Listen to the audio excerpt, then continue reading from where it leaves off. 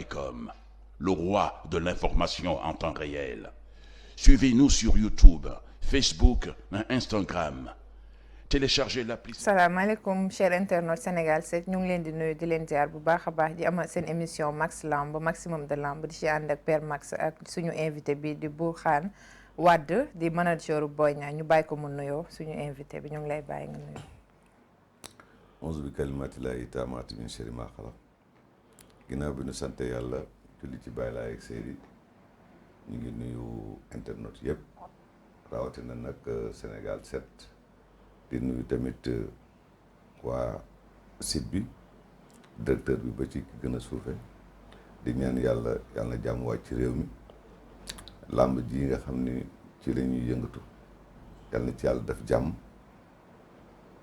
ak ubbeeku ak xew di bari te barkeel maa ngi nuyu Max aussi sama rakk sama xarit xam ni moom lu ma ne mi ngi ci waaye moom it lu mu ne maa nga ci di nuyu ñëpp. ñuy jaajëfal bu baax a baax Père Max.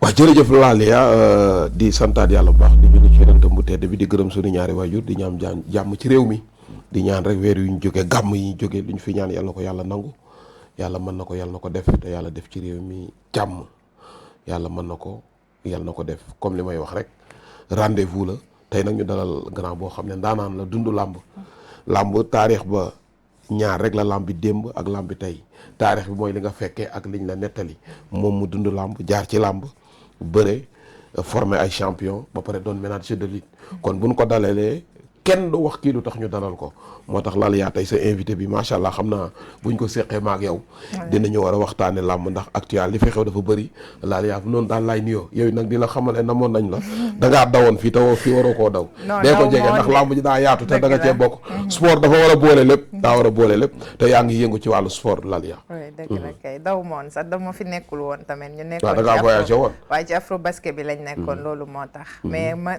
émission bi moom xam nga ni ñoo ko bokk Max Lamb jeex na fi ñuy tàmbalee mooy gis nañ ni le 10 octobre passé def nañ reprise u arène kii combat yi ñu gis Neko Rell ak Marley Père lan nga ci ñu mën a wax ci loolu waaw comme lamb ju neex nag vraiment lamb joo xam ne coow li bëri woon na promoteur bi jàppoon na date boo war a tëgg état bi am nu mu doxalee ni mënul joxe sécurité CNG aussi comme boo amul sécurité lamb mënul lamb tax na lamb jooju ñu reporté woon ko waaye finalement mujj na am lamb nag mun na am coow mais amul problème mooy comme lii ak ni mu mujj demee yëpp yàlla dogal na lamb ji mujj nañ ko tëgg nekk lamb ju neex nag quand même parce que montage combat yi ñu monté combat yoo xam ni combat yu neex la moo tax lamb en général sax da ngay gis ni que suñu tëggee benn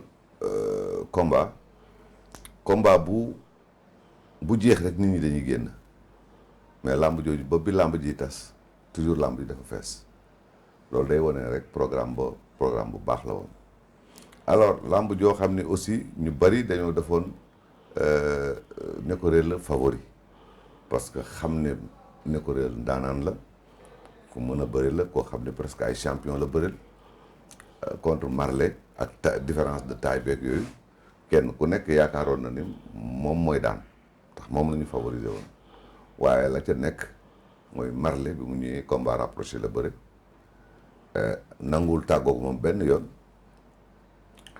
ba réussir li mu soxla woon parce que presque lépp moom moo ko def Neko Rell xeex bi la doon privilégié te damay wax ni nit ki il faut nga xam distance de lutte bi ngay def ak sens bi ngay déplacé dafa am njool yoo xam ne suñu waree bëreeg ndaam il faut ñu créer benn distance boobu nag mooy sa distance de lutte pour nga mun di exercer yi nga bëgg a def soit bu dee da nga bëgg a song wala bu dee da nga bëgg a xeex loolu nag Marley moom fexe na ba def combat rapproché jàppanteeg moom mu nangu parce que dafa mën a bëri ba loolu fekk ko ci ñun ñu koy encouragé parce que xam nañu ne wàllam a ngi ci làmb ji tôt ou tard da koy jël mais di féliciter aussi Marley ci effort yi nga xam ne def na ko ba am victoire. léegi nan nga gisee reprise boobu noonu ak ñu xëyoon arrêté làmb ji ñu ne sécurité Covid ak yëpp te ñu gis ni activité yu bëri reprendre na mais làmb ji ñu bañ ko ji indiwaat loolu problème bi fan la situé wu est-ce que ñi ne ci làmb ji jox nañ respect bi tax état bi war leen ko delloo ou bien. état moo juum parce que bu fekkee ni tey su mbër déconné ñu sanctionné ko su promoteur déconné ñu sanctionné ko manager déconné ñu sanctionné ko bii état moo juum parce que état moo yor prérogative yëpp waroon a avertir nit ñi war a aussi yor sécurité am soo ñëwee ni man mënumaa joxe sécurité kon CNG mënutu ci dara ministère bi mënu ci dara parce que gouverneur moom moo yilif ministre bi ci région bi parce que gouverneur mooy daanaka président bu ndaw ci région bi su ñëwee taxaw ni mënul ñu joxe sécurité jox ordre par exemple ministre de l'intérieur alors kooku état la état moo juum mais bi mu juumee ba pare daf leen war a dédommager loolu nag ñun acteurs làmb yi ñun ñëpp ñu ngi ci nekk di liggéey. ñu ngi siy dox waaw pour que état xam ni am na ay dommages yoo xam ne xew na ndax mbër mi nga xam ne 100 000 francs lañ koy fay. Lalia buy préparer combat dina ci def 400 000. dëgg la bu Siteu barki Demba Ndiaye Diom Max ñu ñoo ko jëli woon. nag la rey pour combat rey sa nag togg say togg préparer say oto jox say ñaan sëriñ yi jox la ay ñaan nga jox leen xaalis. ba pare ñu la doo bëre ci le même jour kon ñooñu ay victimes lañu état daf leen war a subventionné jox leen xaalis pour parce que il faut ñu xam Lalia lan la làmb di liggéey avant làmb yii di dox ñaata gaal nga dégg ni dañu chaviré. bëri na. bëri na bi làmb ubbee déggatoo benn gaal buy dem. ou bien su amee tamit. benn kenn yëngu kon làmb secteur la boo xam ne bu productif la boo xam ne état dafa ci war dugal loxoom parce que dinaa la fàttali xam naa tu es très jeune ne à l'époque bi nit ñi bëggule sport dañ doon am ay diplôme brevet sportif ñu inscrire ko dans les écoles tey ni nit ñi les écoles ont formé plusieurs personnes c'est un milieu d'insertion et de réinsertion tey am na ñoo xam ne seen koñ ñëpp bàyyi woon nañ leen Max nekk fa créer école am doon tëgg ay mbapat ba mujj gi xale yi ñëw daw ci wetam mu leen di yóbbu géej di defar ba ñëpp tey di leen honoré mën nañ ci génne rek Siteu parce que moo gën a frais mais am na ñeneen ñu leen jiitu ñoom Fëgalaat ñoom nees ak ñeneen ñooñu tey ji seeni waajur suñu amoon lu ñu leen décorer dañ koy def ministère de la jeunesse da leen war a appuyer ministère sport appuyer leen président de la république honorer leen parce que c'est des personnes yoo xam ne ay dignitaires lañu yu ñu war a honorer ak li làmb di def yépp kenn gisu ko massification des Sénégalais de l'extérieur fii ku bëre ba pare rek dem nga Europe opérateur économique li ci làmb defar kenn xamul ñaata la ba pare ma wax la ni tey dans les prisons il devait avoir des éducateurs suñu xoolee ay détenus yoo xam ne ñii dañ leen war a wax lan la ñu war a def xool leen xam yan façon nit lañu su dee ay nit yoo xam ne dañ leen war a qualifier ñun utal leen qualification loolu yëpp làmb moo koy def mooy gis koo xam ne daanaka ñëpp bàyyi woon nañ ko mu ñëw defaraat ko ah loolu nag dama ko doon brosser rek mais toujours pour wax ne làmb journée le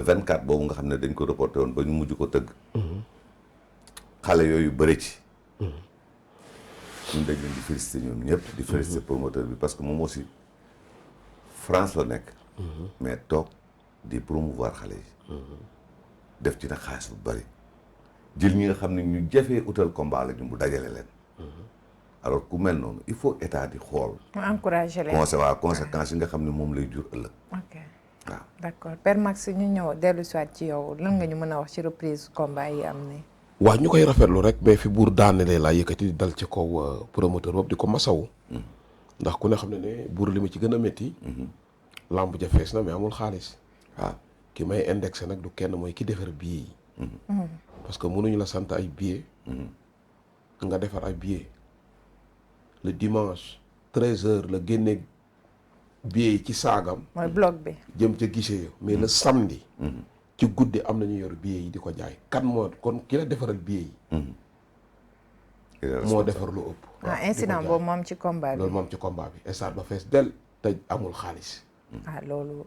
te loolu nag te bi ma ko waxee li ma gën a métti mooy ku gëm yàlla la. moom Alain nee na ma Max père Max xam naa lépp. mais boo lëggee ma dee tëgg sama 2e journée samay billet France laa koy jëlee. non man pour man xam naa lépp bi sax warul nekk loo xamante ni moom la war a wax. parce que kooku def loolu mën na ko def keneen ak keneen tamit. non mi ngi koy def keneen. voilà mais xam nga nit ñi yemuñ. am mais na xam ne bu doon ñoom. ñooñu dañ leen war a téye ñu auditer leen. jeex xool na dañoo problème bi topp ci loolu mooy problème wax ñaaw bi Sénégal dañuy wax maslaa bi daf fi bëri. c'est vrai. moo tax tout le temps problème yi di continuer di am. mais genre Sané wax kooku na même problème. genre boobu waruñu ko bàyyi ci société da bi. koo defaral lu ëpp. billet ñoom ñu génne ko di ko jaay te ñooñ boo jaayee 1000 2000 ñoom ñu jaayee 1500. wala 1000. kon ki leen defaral billet yi moo defar lu ëpp. placé ko ay nitam mën naa tudd sax tur ki yor billet yi ñëw ci suñ président écrit da ko maa ngeeg billet yi te boobu le promoteur moom xalaat na ne billet yi génnagul ba kenn du ko mën a fals yooyu dafa ñaaw. te dañ koy def ci football bi di ko def ci concert am na ci football bi match bi passé Thiès bañ fa nekkee woon noonu la woon on a dit que dañuy jaay 2000 billets. comme Covid bi stade bi waru fees. mais am na nit ñu ma fekk man ci buntu bi ñoo xam ne ñi fa nekk ëpp nañ xanaa ay 200 personnes wala 300. ñu yor ay billets VIP 20 000 yoo xam ne mënuñu dugg. léegi xaalis boobu ñu dépensé nga gis ñu jógee Dakar ba Thiès. di def gasoil ay 35 000 pour dem. loolu xam nga problème la acteurs yi dañ leen war a situer quand même. parce que dëkk bi fu mu toll ngay jël 20 000 di ko jënd billet pour seetaan match nga ñëw ba ci buntu bi ñu ne la doo dugg. léegi Fallou Ndiaye moo ko xam mu ne ma père man kooku ngeen wax moo ma defari billet. mais man loolu bu ma dalee ku ma ci dal naa la porter plainte. loolu porter plainte ndax man du ma liggéey amoo ay sponsor man billet yi laa yaakaar pour mën a réussir sumay événement man su ma ko xamoon ku ma xam ne moom la dinaa dal ci sa kaw am na ci loo xam ne man du ma ko nangu. man loolu dama ci masawu Alain mais nee na père xam naa lépp. mais sama prochaine journée du demee noonu. loolu nag dañ koy déplorer loolu ñaaw la. loolu moom foog ngeen dénoncer. parce que trafiquant buur day jënd ci guichet bi 2000. jaayee 2500 wala 2200. ku bañ a rang dem jënd ca mais defaraat ay fals wala nit sant la ay bolong nga def lu ko ëpp. loolu sàcc la rek loolu sàcc la te loolu nag dañ koy ñaawlu. xam nga loolu kañ la fi commencé. bi Assane Ndiaye di tëgg. Iba Mar doon bëriloo malien. boobu ci lañu commencé sax di joxe billets yi. ñu joxe billets yi.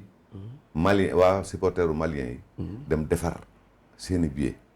indi ko première fois may gis.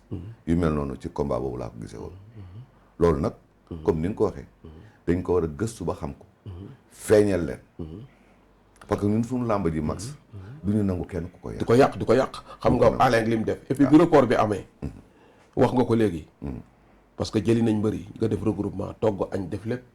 ba dernière minute amoo sax koo waxal. koo wax ñu ne daal xaaral. ba am ñu ngeem bu ñëw ca làmb ja. waaw promoteur bi ma ko dëkkee micro première réaction mooy mbëri laa yërëm. sóorul moom lim fare de. jóge France dagg billet ñëw ba dernière minute. mu ne mbëri laa yërëm ndax seeni dépense. wax nga ko léegi état bi leen war a dédommager. mais bu ci yooyu laay sukkandiku léeg-léeg ma ne état bëggul làmb ñu ne damaa contre ma état man politique ma. mais da di làmb ji nag ku ci jàpp ñu jàppale la ku ci jàppalewul ñu wax ci li ñu mën. waaw ku jàpp làmb nag ñu jàppale la ndax ñun mbëri ci ñun la ñu am yaakaar dénkuñu seen bopp. ñuy défendre seen i intérêt ñu doon suñu njaboot. kon am nañ droit défendre leen. mais lii ma gis baaxul. demul kër am na ñun mos a jàpp ay trafiquants ñoo xam ne doon sàcc. mais da ngay jàpp yóbbu ko police te du am suivi. parce que doo porter plainte boo porté wul plainte boo fi defee ñaari fan ñu wàcc ko. benn policier moom wax loolu. parce que da ngay jàpp rek bàyyi ko dem régler say billets bàyyi noonu te ñooñu dafa war am suivi. parce que ñooñu dañuy yàq. mënoo créer yow doo créer événement nit créer événement nga sàcc ci dem di ci faj say soxla yooyu c'est à déplorer. yooyu dafa ñaaw. bu loolu jàllee nag journée ba en général neex na. waaw amateurs yi kontaan nañ. reprise bi da ngay sentir nit ñi ni ñu kontaanee. te buur xam nga loolu fa la fekk. bi jigéen ñi ñu dégg leen seen micro ñu ne ginaar yi ñu waroon togg chandise dañ ko leb. kon li ci ginnaaw làmb yow fekkee nga promoteur bu ñàkk reliquat ñiy jaay dajaleel ko reliquat am. 500000. 500000 déposé ko. jaaykatu boisson kon ñi ci ginnaaw jaaykatu boisson kon ñi ci ginnaaw làmb te di ci dund. làmb secteur bi du mbëri rek secteur bu meloon dañ ko war a accompagner. mais ouverture bi daal ñi ngi koy rafetlu di ñaan yàlla mbas mi taxoon.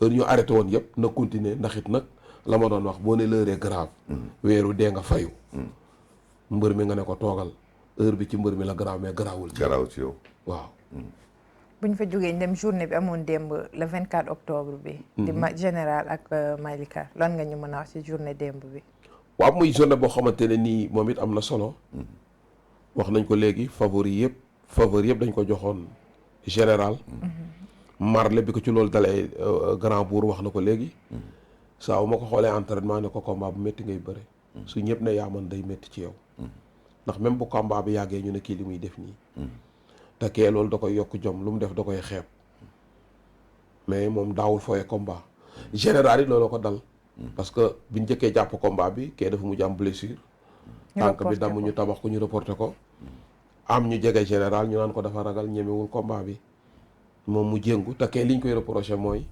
mbër nga mais da ngaa fonkul làmb ku def 13 combats am 10 victoires 2 défaites benn match nul ñenn ñi ne ko da ngaa fonkul làmb mais boo fonkee làmb fu ñuy dégg mbër dinañ la fa dégg ndax yor nga taay bi mais général ñëw ñu ne ko yaa dàq bëri xëy na xeex bi sax tàntan mais ñu daan ko ci biir bëri ndax biñ jàppantee waa ji da koo fàq fils de Balla da koo fàq jaar ci flanc yi de wër ko ndomba résister na ba sonn mais fañ ko yegg dafa sori mënul rëcc mais di kontaan ci taxawaayu maire Bamba Fall wax naa ko léegi moom dafa bëgg làmb dem na ba ne sax bi ma ko dékkee micro mu ne bébé mu ne Diène Kayré danaa ko employé ci maire bi jël ko fa di ko fay te gis nga comme ne combat bële dafa participer gunge ko pousser ko vers la victoire mu pare mu yëkkati 1 million may ko na ko yow sagu Medina nga ku mel lu mel noonu buur man loolu laay xaar ci maire ak goxam mais maire yoo xam te seen yoon amuñu ci soxla ci mbër yi dana rafet sax nga yëkkati jënd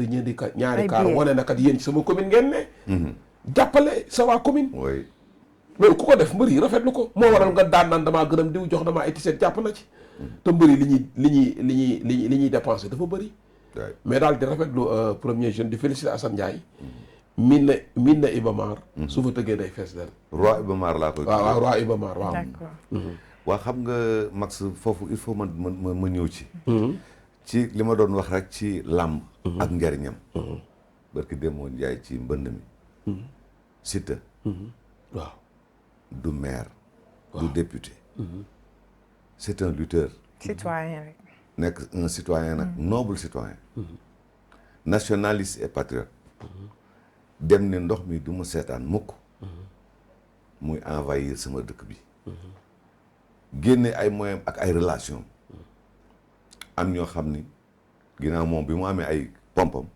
ñii may ko ay 10 pompes ñii may ko ay 4 pompes ñii may ko ay 3 pompes mu dajale pompes yi yëpp fépp fuy secteur jàmm gën mu dugal fa ay pompes ba pare génne nit ñi nag xale yi jàmm gën yi ak caaro yi ñoom ñëpp ñu dajaloo nekk ci ndox mi ba ndox mi bàyyi leen il faut que président parce que xam naa ne lii du ay waxi ministre wala ay CNG président de la république moo war a génnee tey bu jëloon 5 milliards dugal ko ci làmb dédommagé ñi nga xam ne ay impacté lañ li ci des ñu def ko benn compte boo xam ne koo xam ne promoteur nga wala école de lutte nga wala dara nga am sa projet bu fiable ñu étudier ko ñu financé la nga liggéey parce que secteur bu productif la mbër yi li ma mënul nangu mooy ay dof lañ te jalousie moo ci am waaw Lalia vraie jalousie da ngay def sa cycle primaire ba mu jeex nga def sa cycle secondaire dem université dem defi formation am salaire u peut-être ay 400-500 000 francs am na xale bu fa nekkoon yor saret muy bëri ñuy def di saboté di reetaan di ko may ay 10 000 ba mujj gi ñu koy jàppale ay 50 000 ba ay 100 000 mujj gi moom kër gi fa gën a rafet gaare oto boo xam ne kenn gaare wu ko fa ñu ne voilà ñii ce ne sont pas des références mais mën nga nekk 4 fois champion d'Afrique ci réew te daw référence waaw 4 fois champion d'Afrique Double Less mi 9 fois la ko nekk 6e mondial nekk champion de boxe poids lourd au Sénégal kooku mënul nekk référence jalousie boobu nag il faut que intellectuel yi génn ci te xam ni dafa am loo xam ne mbir yàlla la yàlla mooy jagle tey nee naa la Siteu moomu du député du ministre du dara mais xoolal acte bu rëy bu noble bi mu def te loolu indi woon na coow lu rëy bi ndox mi envahir mais dooguma la buur naa la bàyyi nga yëgali mais sëñ Sidi Alxuraan da ko sëriñ Siteu ne ko gëj naa laa woo mais lii nga def sama xol sedd na ci guy moo tax ma woo la pompe yi nga indi ne ndox mi na fi jóge man de sa sëriñ kontaan naa ci torop ma bàyyi la nga yeggale buur acte yooyu la ñu war a xool ay actes yu noble la te loolu liggéeyu état la du liggéeyu état la mais xam est-ce que ñooñu waruñu leen def citoyen d'honneur si kon làmb ji bu ñu doon xool secteur yu mel noonu wala façon nit ñu mel noonu am na ñu bari ñu ci nekk tey jii ku mel ne Aziz Ndiaye produit làmb la làmb ko defar de toute pièce comme ni ma la ko mën a waxee tey jii moom tamit lu mu am bokk na mi ngi koy bokk ak waa làmb tey il faut que président xool ci yooyu yëpp pour lii ñu koy wax nii mu def ko su débloqué woon une somme de 5 milliards dédommagés impacts yi li ci des ñu ubbi ci compte que ça soit mu nekk promoteur lutteur wala école de lutte ku am projet bu fiable ñu financé la làmb dina tëgg 5 ans te du am problème te moo wax la ni ñi nga xam ne ci seen effort personnel la ñuy demee diggante 94 ak léegi ñu liggéey fi lu tolloog li ñu liggéey ci li ma wax ne massification des Sénégalais de l'extérieur opérateur économique yi nga xam ne defar na leen parce que il y a des tauliers comme Fallou Ndiaye taulier la woon tey opérateur économique la mi ngi jaay ay pare-brise mi ngi atelier mi ngi def business Aziz Ndiaye tey jii gis nga ko ak yi nga xam ne defar na ko ay Jador ak yeneen ba pare di ko propulser tey Assane Ndiaye ferrailleur la mais tey opérateur économique la mi ngi am société am ay site internet am leneen ak leneen di employé ay nit kon làmb li mu liggéey il faut que président xool ci yu mel noonu pour xam ni secteur bu productif la mu jàppale leen d'accord te dama wax ni ci sport làmb gën a discipliné ci discipline yi fi sport yi fi am football gisoon nga Wakaam ak Mbour ñaata mort ba léegi stade bi kenn ubbiwu làmb kenn du ko dégg ci loolu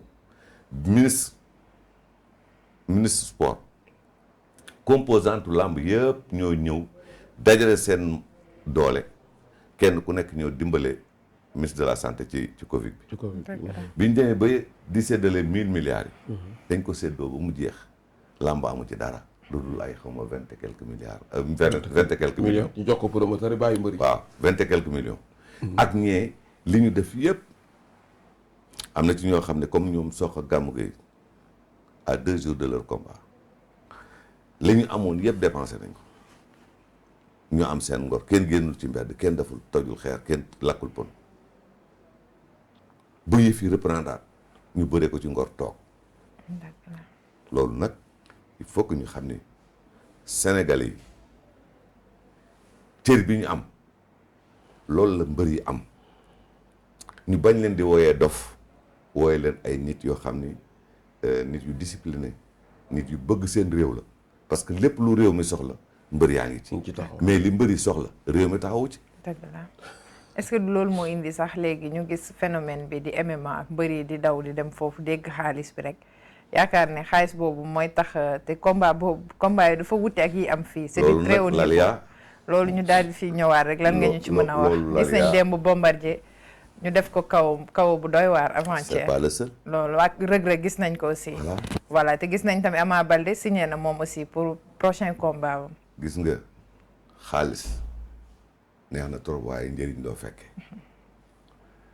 ñoom suñuy doom lañ buñ sañoon ay milliardaires la ñuy doon mais mbir da nga koy jàng bëre dañ koy jàng kickboxing dañ koy jàng boxe dañ koy jàng ñee da ngay jóge ci discipline am fi ay grade ñu jël la yóbbu la ci beneen discipline boo dajalee ñett discipline wala ñeent ñu dugal la MMA ñun booy ñëw amateur ngay nekk waaye ñun buñ daañee fi rek ñu daal di tàccu rek comme sunu làmb ji te fii moom kuy sax jël la fee da ngay nekk ci suuf ñu lay dóor tant que tàpp foggoo ci tapis bi kenn du la bàyyi kon xale yi nañu xoolaat seen bopp man wax mu kenn bu mu dem MMA parce que wërsëg kenn xamul fu mu jóge. mais MMA charte moo la fa yóbbu. xam nga yaa ngi koy cité léegi naan ñoom dañuy dajale ay discipline. waaw mais loolu am la parce que ñoom boxing bi kese yemuñu fa. yemuñu fa da ngay gis benn genre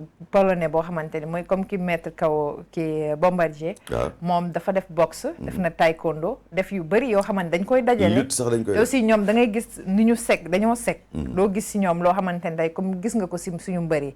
mais ñooñu c'est très normal ñu daan leen ñu mettre leen kaw loolu c'est très normal. soit ñoom bu ñu bëggee dem MMA dañuy liggéey loolu. il faut ñu préparer voilà il faut ñu liggéey préparer en conséquence parce que xaalis ba bëri na waaye njëriñ loo fekkee. Père Max lan nga ñuy wax ci loolu. waaw li ma ci dolli rek mooy mbir la mu jar a taxaw seetlu. Bombardier jiitaloon na 2 victoires xaw ma 3. 4e bi gis nga ni mu ñàkkee. Reug Reug jiitaloon na ay victoires gis nga ni mujj surtout mi ngi ci 2 victoires. gis nañ ñeneen ñu signé. Ama Baldé signé na mais li ma bëgg a wax mooy ñoom ay débutants lañu ci MMA ba pare ñu leen di jox ay professionnels ndax professionnel gin doon fii ci bëre bi ñuy def. te ñaari sport yi c'est différent. très bien. bokkul.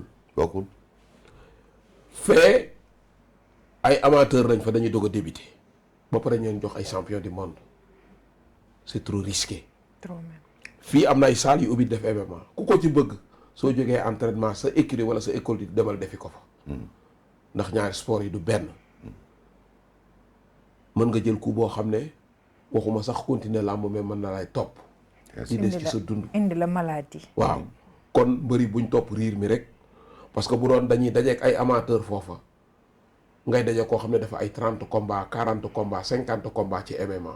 yow nga def ñaari combat MMA rek tas. ñu jox la palier champion boo jógee ñu gën laa jox ku gën a dangereux. waaw te xaalis bi ñu wax dee ko dégg rek parce que bala ngaa yegg ci benn xaalis bi da ngay dem ba doon professionnel am say sponsor ngay doog a jëm benn xaalis ba. te combat boo jógee ki ñu lay jox mooy gën a dangereux ka ngay dajawaata. daje ngay dajeek sport de combat yëpp lañ boole parce que MMA sport de combat yëpp la ñu boole def ko benn. yow fii bëre dóor rek boo daanoo bàyyi nañ la fii ba nga daanoo da ngay continuer di la dóor. kon nañ buñ ko bëggee suivre. nañ ko jàngi. mais boo ne professionnel laa fii ci bëre dóor bi damay am événement yu mag dem fee dajak ay champion du monde yoo xamante ne nii discipline seen vie yëpp dañoo consacré wu ci loolu ndax seen vie yëpp loolu lañ jàng. waaw loolu mooy li ci ne. boo gisee sax ñuy dànkaafu c'est juste ñoom suñu njaboot lañu. buñ topp riir mi rek def na dafa yomb mbir mi yombul. sport yi du benn. Bombardier bu sumee koo nga xool kële da ngay xam ne ñaari entraînement yi du benn. bokkul kooku bu takkoon ngemb fii ñu laatoo di bëre fu ko bërëm Bombardier tey du fa jóge mais pour ñu continuer di ko suivre. fii am na ay salles yu ubbi def MMA. gis naa fa ay xale yoo am 14 ans 15 ans ñi ngi leen koy jàngal. ñi ngay dajeek tey ci âge boobu lañ commencé woon di ko suivre. yow fii nga dem ba doon champion rek affaire bi dëgër rek nga dem dugg ci. c'est trop risqué. nañ jëlaat seeni matukaay. ñaari sorties yi mujj def Reug Reug ki mujj dajal da ko épuisé da koo kawatee. même keroog 18 secondes. la tenir Bombardier. waaw avant-hier. parce que nga xam ne et puis ay professionnels dañuy jël say combat 18 secondes étudier la di ko liir. xam ne Bombardier ak fuggam du xaar. da koo balee rek replier mu déclenché mu dajeek moom. benn coup la. et puis xoolal lañ ko mujj jural. te su secours lañ ñoo mujjee ñëw. parce que ba pare muy waajal combat fii le 1er janvier digganteem ak Balla Gaye bu fa jógee day bëre ak Eumeu Sène. mais foofu te jël avance pare ba pare laajte foofu. léegi ñun fii ku ñu mës a kaawte il faut nga toog. dem ci docteur mu xool la avant ngay bëriwaat. est-ce que fii ak le 1er janvier loolu dina mën a rétablir. règlement yi du benn mais fee daal bu ma juumul ci information yi may jot bi mu paree def na scanner. def nañ ko. xool nañ ko ba sonn ne amul benn scanner. lépp ça va waay. lépp normal la. ñoom bàyyiwul sax xam ñu dañ def 3 mois. nga dem seeti mais ñoom boo paree ci combat bi rek dañuy dem xool la. parce que ñoom sa wàllu santé dañ koy respecté. mais li ma bëgg mooy dañ ciy bëgg ndam ndax drapeau réew mi la ñuy gàddu. jàngat bi may def buur mooy ñoom fee ay amateur lañu. mi ngi mel ni fii mbër muy doog a début def combat préliminaire. kon nañuy sóor champion yi ñuy jël. am staff boo xam ne ñuy dale ci préliminaire mais munoo jóg rek def ñaari combat ñett ñu jox la champion du monde nga naan su ma ko jàppee mu jeex ak su ma ko jàppee maa ko man ku la wax loolu dalay nax. Père Max axe bi nga ko yóbbu sax bu am solo la. waaw non ngay waxee. non parce que damay déglu. non palmarès si lay xool. parce que boo xoolee ñëwee seen vie yëpp loolu lañ jàng. waaw fii jànguñu loolu. en plus li nga wax sa côté santé. mën na leen jural leneen. ba ñu ñàkk ci seen vie lépp mën na ne parce que gis nañ fi nit en plein kii scène mu dee. loolu yëpp am na. te ñoom point sensible lañ xam mën nañ la fa laal. ñu nga dee fi léegi fekk loo xam ne. mais Bosendo bi mu dooree Bombardier mu kaw. xool ni mu tëddee. mi ngi daw di ko dóori. arbitre bi moo daw dóor ko coup d'épaule. waaw pour sauver ko. bi mu ñëwee téye mu dëgg dafa woo yeneen médecins yi ñuy jàppale ko. man sama problème sax mooy buur. xanaa MMA doo def 2 combats 3 rek doon professionnel. kon yow nooy début rek dajeeg ay champion du monde. parce que miinuma MMA. mais boo xoolee palmarès yi. ñi ñuy dajeeg mais ay champion du monde 4 fois lañ lay wax. mais c'est parce que ñoom ñoo bëri foofu. boo jëlee brésilien yi aussi noonu la parce que ñoom koo ci gis mu bëree benn année rek. dañuy bëri. léegi champion du monde da leen di yomb parce que chaque année preuve yi ñuy def la côté boobu la. te na ñoom dañuy compétition xam nga ñoom dama fàtte sax sa xaw ma UFA xaw ma am na daal nu seen groupe boobu tudd quoi. da ngay jeexal fii doog a accéder fee. par étape la. waaw par étape la léegi nag. tant que yeggoo foofu. xaalis bi ñu wax doo fa yegg. di nga am tuuti rek mais est-ce que tey jii du woon prérogative yi ñu jox école warul permettre pour ñu seet kan moo war def MMA ak ko warul def. surtout parce que tam xale yi daanaka seen yëfi bopp la ñuy demee mais bu noo nekk yor école ba pare te amuloo yenn regard yi ci sa njaboot am na ak ñu yor école yëpp war nañoo xam ñi ñu yor est-ce que capable nañu pour def nangam parce que xale bi da nga ko war a protéger yaa ko yor mi ngi fii di fi def ay exploit xalaat na dem MMA nga ne autorisation ngay am pour nga def kenn waxul ne doo def mais il faut nga am autorisation pour nga am autorisation nag lii ak lii ak lii nga war a def pour am autorisation parce que mbir mi dañ ci war a toog ñu xool comme ni mu ko waxee raaya dëkk bi moom ngay demee. waaw drapeau Sénégal. drapeau Sénégal moom ngay présenté ñoom ñëpp sax ku ci am compétition moom ngay muuroo alors kon war nañu xool kan moo ko war a def. ak man dama gis ne man ci sama analyse bopp dañoo yàkkamti. mais sport da nga war a sóor loo xamante ne d'ici 10 ans 5 ans. nga jël ay jeunes former leen ci. pour nga am ci li nga bëgg. sport da ngay def à long terme. mais ñun dañoo yàkkamti xoolal boo seetee kii di dajeeg Bombardier li mu bind ci dana bi su bu jugul sponsor la. waay. li mu bind ci dana bi bu ñu leen di laajte image bi. à long terme la loolu. ñoom dañ ciy liggéey ba ñuy nekk xale ba nit ñu toll. tey bu ñu bëggee MMA bi ñu réussir ci voilà. musculature sax bokk. waaw xool leen bind ci dana bi yaay sponsor. tey bu ñu bëggee réussir ci loolu.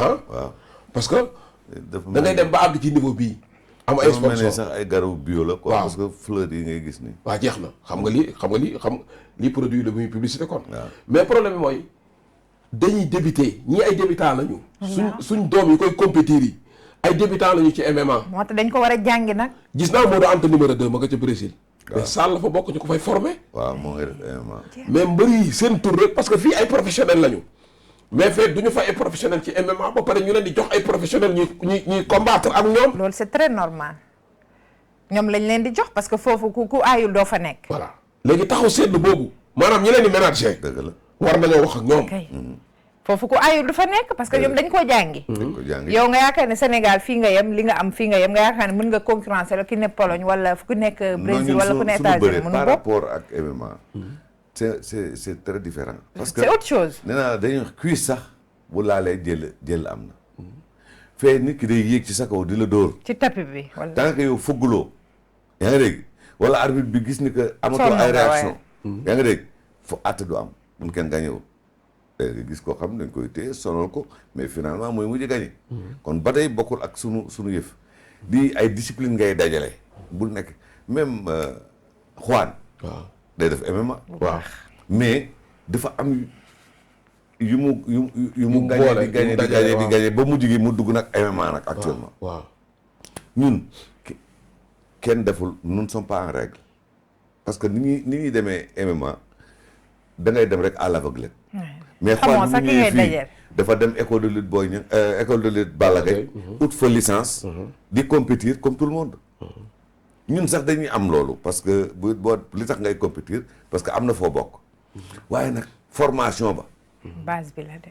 waaw formation bi tey comme Maxime ko waxee su fekkee am na ay salle ñu jël ay xale 14 ans di leen defar dans 10 ans ñu am 24 ans mën a nekk ay champion ay futur champion li su ma juumul même Kool bu Zap signé na combat. foog ñu waaw. projeté. maa ngi gis booy du ko def estati combat MMA Kool bu Zap.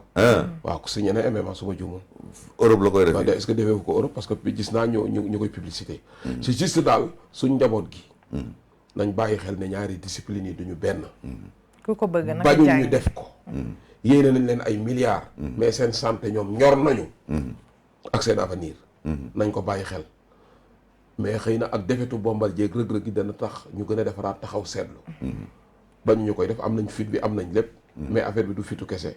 déedéet ndax ñoom sport bi ñuy def fii bañ xam leen ci looy wax ba daanu waxuma sax ñu dóor la nga daan waaye bu sa cuisse laalee sax ñu yëkkati sa loxo adversaire mais boo daanoo yaa ngi ci biir combat bi ñu tiim la di la dóor da ngay dem ba mënatoo rek wala nga kawote wala nga ne ci zone de danger boo xamante ni réagir atoo ñu doog a àtte mais kon mag si ñaari danger discipline bi yi duñu danger benn bi foo nekk ring boo xam ne dañ ko grillé ñëpp ne ci biti ay arbitre rek ne ci amul entraîneur amul dara war ngaa xam ne ay danger nga ca biir dëgg la ndax ring yi dañ koy teg nii def ay corde nit ñi di leen doo seetaan jàll. bii moom ñu grillé ko kan mooy dugg arbitre rek mooy dugg danger mënu koo weesu dëgg la te it ñun fii suñu yëf su deret baree sax ñu arrêté ko fee deret mun laa tere compétir kon xale yi daal li nga ci wax rek moo ci ne nanu fexe ku ko ci bëgg a def aussi na nga jaar fi nga war a jaar dans les écoles boo waree compétir ñu xam ne au moins am nga capacité boo compétir mais dégg na fee am na xaalis rek ma dégg fi ñoom mobile ñu ne ñu ngay dem foofu dañuy defi MMA dégg ñeneen ak ñeneen kenn ku ne da ngay defi MMA d'ailleurs lii dëggal li nga wax mu ñoom mobile bañ demee ak Moguette amul autorisation pour organiser MMA tu vois amagul licence am ci suma juumul looloo tey affaire bi kon ñoom fee yombeewul noonu déedéet kon nag fii suñ bëri da ngay dem rek bokk benn club dem di bëri ak ay professionnels ay champions du monde c'est des risques bañu ñu def ko mais nañ def apprentissage bi jàng ko problème yi fu ñu waaw nekk ñu loolu la situé affaire ko. bi ne waaw bu ko defee ñu continuer am nañ courage bi mais affaire bi du fitu kese du fit de dafa li am ngay lu mu laaj jàng la dafa bëri lu mu laaj nit loo jàng ngay tari ñoom ñëpp loolu loolu conseil dañ la ko bu ñu leen jàng. di jox ndax ñoom suñu njaboot lañu oui te buñ sañoon fu ñu dem am ndam te terewuñu kenn terewuñ kenn waaye nag il faut waaw. ñu xelal leen lan la ñu war a def pour au moins MMA bi buñ ci waree dugg ñu xam nañ ciy duggee parce que xam ni nga ciy duggee am na solo dafa am solo lool dafa am parce que solo lool ñun mënuñu seetaan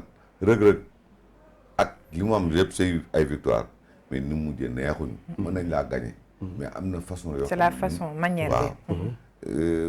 mu dalaat encore Bombardier kon dafa jot en tant que responsable ñun ñu toog waxtaan ci kenn ku nekk ubbi ci sa xel école yi tamit jàngale ci mbër yi ñu conscientiser leen loolu moom vraiment max lii lu am solo la Père Max temps bi mi ngi ñuy xoj waaye fi ñuy terminer mooy tournoi bi CEDEAO di organiser chaque année cette fois ci Sénégal moo aye le 4 ak 6 novembre lan nga ñu mën a wax ci loolu. waaw li ciy waxe mooy gis nañ ne mbëri ñu ngi regroupement bi yoon nag mu xaw a wuute tuuti ndax catégorie bu ne jël nañ ci lu xaw a bëri ñoom ñëpp ñu ngi woon arène nationale mais xam naa ci kanam tuuti 5 rek la ñuy maintenir plus de 100 kilos yi 100 kilos 86 kilos 76 kilos ak 66 kilos bu ko defee ñoom la ñuy maintenir ñu défendre nag couleuru Lamsar ndax bu couleuru Sénégal moo lay wane ndax ñoom ñoo téye titre bi ñooy champion d'Afrique en titre ndax ñi ngi ko biñ ko mujjoon ñàkk Nigéria ñëw fii gagné ñu 3-2 ñu defaraat nag changé suñu règlement yi gën a pousser xale yi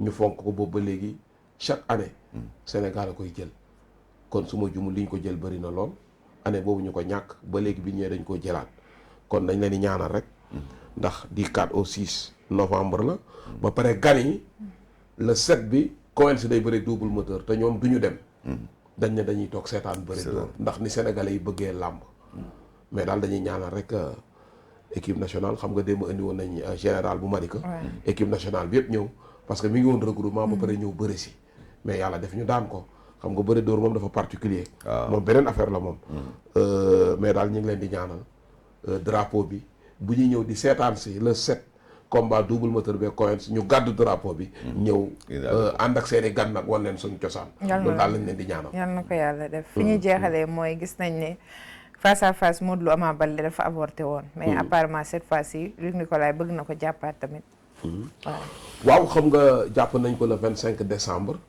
mais Jamaïcain moo ciy organisé nag combat bi dox ci diggante Xoyantaan ak Baye Mandione nga xam ne dañoo waroon a bëri ca Gambie yàlla def làmb ja yeggul ndax affaire arbitrage ndax arbitre yi dañoo xool Baye Mandione ne ko say we dafa gudd dañ ko war a dagg Baye Mandione ne leen loxo we yi ñu dagg amu fi kenn du laal samay baaraam ñu mujj yëkkati loxo Xoyantaan làmb ja mujjul am foofa sax defoon nañ ci ay sorties ne erreur arbitrage moo am wala Baye Mandione moo àndut ak ay mag mais dagg we rek warta mën a yàq bis bu toll noonu lu tas lamb mais Jamaïcain bàyyiwul moom ma ko tëggoon dafa continuer doon xalaat sax tëggaat ko Gambie mais Baye Mandione bi mu mujj Gambie su ma juumul dañoo téye reliquat waaw jotuñu ko fay ba mujjoon gedd ne dootu bëreeti Gambie ñoom sax dañ seen fédération dañ ko suspendre kon jeex na seen fédération ba suspendre ko ndax xëy na sortie bi mu defoon neexu leen mais ñoom mën nañu juum ndax yenn règlement yu bëri fii lañ ko jëlee ci ñun moo tax lee waaw dañu juum mais li ma mën a wax rek mooy jour la boo xam ne fête la ndax Gambie xam naa kenn du des te Baye Mandione xam naa ne nag xanaa mënuñ ko reporter foofu yëkkati loxoom ci erreur arbitrage ci luñ jàpp nun wala décision arbitrale tey ñu lay fekk si nag fii te doo fonk combat bi Ndione xanaa doful ndax roi des arènes u Gambie lay dajel fekk si ko nag fii ci arène nationale di ci ñaanal rek promoteur bi Jamaïcain xam naa dinañ ko dalal mu wax ñu fu mu ci toll mais Modou Lo war ci jàkkaarloo ak Ama Baldé jëkkoon nañu def benn face à face jotul sorti dafa avorté mais loo ci mënti dëgg daal ñu gis ne combat yi lamb ji ñu koy pousse rek arène nationale la wala waaw loolu depuis Covid lamb ji ñu koy pousse rek waaw combat ñëpp yàkkamte nañ combat boobu Ama Baldé Modou Lo ndax couronne bi ngi bëgg a yàgg ci loxoom comme niñ koy waxee waxuma sax ñu koy pousse mais nit ñi dañoo bëgg a waxuma sax ñu bëre mais seen jàkkaarloo sax dañ ko nam Ama ngeef Paris mais ne ak ni ko Ligue waxee ndax Ligue moo jàppoon date 25 décembre boobu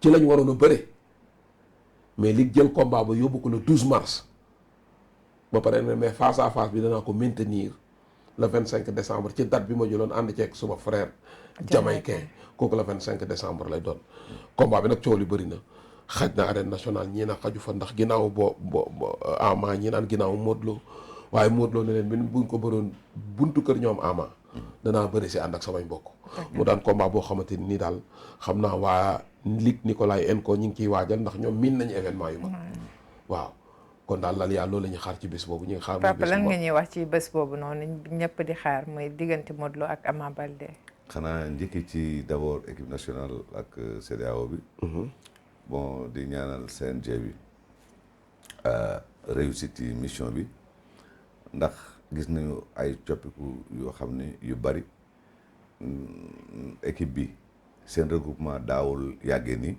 te tey jii teel nañ leen a regroupé xam naa ne dinañu fexe ba nga xam ne équipe nationale ay 3 mois 4 mois wala sinon plus sax ci seen regroupement di leen ñaanal réussite di wax ne rek làmbu Ama Baldé ak Modou Lo nit ñi ñoo ko soxla te ñuy wax ni préparation bi décembre bi dafa gàtt mais may fàttali nit ñi rek combat bi am na 2 ans waaw ñu ngi koy reporté boobu ba tey am na 2 ans te it tey jii ku mel ni Ama Baldé man dama ko yërëm parce que liñ ko fay rek pratiquement ci lay yem Modou Lo am na ay support yu bari yoo xam ne mën na ko am moom te moom amu ko te làmb jooju biñ ko dalee reporté ak léegi li mu ciy ñàkk ci xaalis bari na 2 ans vraiment ñuy ñaan yàlla rek xëy na peut-être mars bii nga xam ne wax nañ ko dina antu mu antu ñu vidé boobu combat damaat ci leneen waaye di ñaanal aussi sunu promoteur nga xam ne mooy tëgg Boy Niang ak Thialis Boy Niang Tapha Tine ak Tapha Tine moom it alors mu accéléré yëf yi ñu gis ne sa mbër bi mi ngi ci ay préparation yu metti di Boy Niang yàgg na di tukki di dem di ñëw mi ngi dem di ñëw te gis nga moom tamit juillet daaw la woon ba tey kon mbër yi vraiment ñun dañ leen a yërëm ndax duñu yuuxu duñu jooy duñu génn ci mbedd kenn du leen dégg fenn. waaw te dañuy vivre lu méttee xaalis bi ngay dégg nii Lalia lu ci bari da ngay dem sax utiwaat xaalis di ci dolli imagine tey ji nga ne ñu ne la 25 juillet ngay bëre léegi ñaankat yeeg ñëpp kenn ku ne sarax yi nga war a def ak nangam sàngam yëpp pour jour boobu la mu fomm. ñu fomm ko suñ ko fommee rek tu recommences à zéro ñu ne waat damal jëndal ñetti nag saam ko temps de saam joxe ko jëndal par exemple ceeb bu bari distribuer ko façon sarax bu nekk ñu wax loolu sans compter nag ñi nga xam ne dañoo nekk ci sa wet nga war leen a jox say mbokk ñëpp dégg nañu ni millions yi. millions ngay bëri kenn ku ne ñëw présenté soo gisee sax souvent ñuy préféré jël xale yi di leen yóbbu à l'étranger parce que yow sa entourage waaw soo doon bëri tey jii ñu ne sa bàjjen jóge na Kaolack di la seet si yow yaa ngi ci say moment de repos da nga war a nelaw parce que di nga daj metti na su bàjjen yegsee rek ñun la acca pëkk kaay nuyu sa bàjjen soo ko deful ñu waa ji dama faa dem daa yegg succès. waaw léegi nag soo nekkee Europe nga xam ni dem liggéey lekk nelaw rek ngay def loolu tax ñuy préféré mais lépp lu ñuy entraîné foofu am na fi waaw nee naa mbër yi ku mel ni Boy Niang Ama Baldé dama leen a yërëm parce que seen support bariwul ba pare li ñu lay fay ñu ciy teg seen bët dafa bari te li ngay dépensé bari même fans club yi ngay gis nii am na fooy toll yow sa xaalis ngay jël jox leen pour ñu am doole dem defi seen i manifestation bu dee ñu muus lañu massifier seen xaalis pour ëllëg ñu mën a jënd ay billets ñaata Boy Niang day jënd ay 10 millions si ay billets am na promoteur yoo xam ne ñu ngi may dégg loolu yëpp pour defar làmb ji la doo xool ne rek man lii laa ciy gagné rek yem ci mais li waral tey jii muy bëreeg Lac de Guiers presque 18000 personnes di ko supporter ci lu tolloog 22000 places ñëpp Boy Niang doo ci deful dara doo am dara moo tax nag promoteur yi ni ñu xoolaat encore ni li ñuy teg yenn mbër yi metti na am na mbër yu ko attan am na mbër yoo xam ne attanuñu ko di ñaanal aussi Luc Nicolaï journée boobu mu am réussite parce que ñun on est manager xam nañu sans les promoteurs ñun duñu liggéey xale yi ñun la ñu yaakaar promoteurs yi aussi war a am lu ñu def te ñu am comité de gestion ñoo xam ne ñoom ñooy équaliseurs yi ñoom ñooy def nii pour que kenn bañ a gaañu bu mbër gaañu bu promoteur gaañu bu manager gaañu ñaanal leen ñu réussir mooy ñaanal suñu bopp. ñu lay jaajëfal bu baax a baax ñu bàyyi la nga tàggatoo heure bi jot na. waaw xanaa di ñaan yàlla jàmm wàcc ci réew mi. feebar bi nii muy def mu jeex tàkk ci réew mi ba kenn doon 0 cas. yal na sax. waaye président de la république aussi gestu les acteurs de la lutte maa ngi ñaanal ñi nga xam ne ñoo am confiance ci man yëpp ba yëkkati seen i licence jox ma ko di ñaanal regroupement bi ma bokk. di ñaanal sama rakk aussi. Max Mbargane. parce que lu mu nekk. ma nekk ci lu ma nekk mu ne ci. te it ñu xam ni acteur la boo xam ni li mu def si làmb. ku jara ñaanal la. ndaxte Caaroy Géej la nekkoon. di yor xale yi ba mu jigi mu ñëw créer Lamsaar. kon xam ñooñu ak li nga xam ne loolu la Lamsaar tekki ci réew mi. waaye di ñaanal aussi sama yaay mu gudd fan ak wér. amiin yaa rabbi. di ñaanal sama ñaari soxna yi. muy Nafi Ndiaye ak Sukayli. grand bi daal noobaate fet. yëfi mbër yi lay def nag. di ñaanal aussi sama doom yi parce que ñoo ma wàcc ci lépp. vraiment alors site bi moom dañuy ñaan yàlla rek Sénégal set di dem ci kaw. amiin yaa rabbi ñi fi nekk it di am promotion. amiin yaa rabbi. en tout cas daal ñu ngi ñaan yàlla daal làmb ji nga xam ne ñu ngi ci yëngu yàlla nañ ci gis suñu bopp ñun ñëpp. yàlla defal di leen mbër jàmm. di manager di promoteur képp koo xam ne rek ci composante bi nga bokk.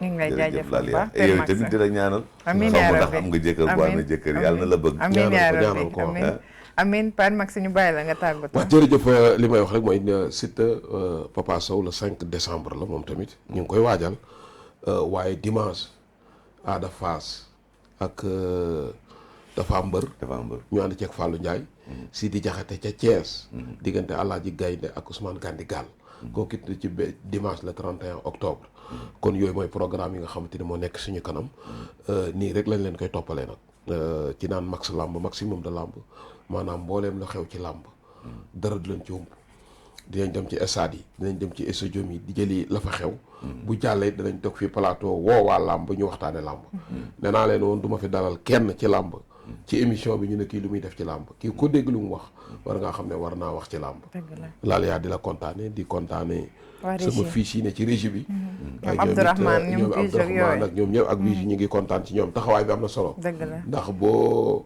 fi indee invité wala ngay def émission da ngay sentir niñ la ko gënee bëgg te noonu lañ koy defee nag ci émission yëpp ñu ngi leen di ñaanal yàlla sàmm yàlla barkeel leen jox rendez-vous yeneen i invité yeneen i jataay Lalia jërëjëf ñu ngi lay kontaan amiin yaa rabbi ñu ngi leen di jaajëfal bu baax di jaajëfal suñu invité bi Père Max yow moom comme d'habitude plateau bi moom su ma koy partagé ak yow dama ci am mbégte bu baax a baax di jox internaute Sénégal cet rendez-vous lundi prochain ci Max Lamb avec maximum de lamb comme niñ koy defee saa su ne di jaajëfal waa régie bu baax a baax Sénégal 7 sur Apple Store et Play Store. Sénégal 7.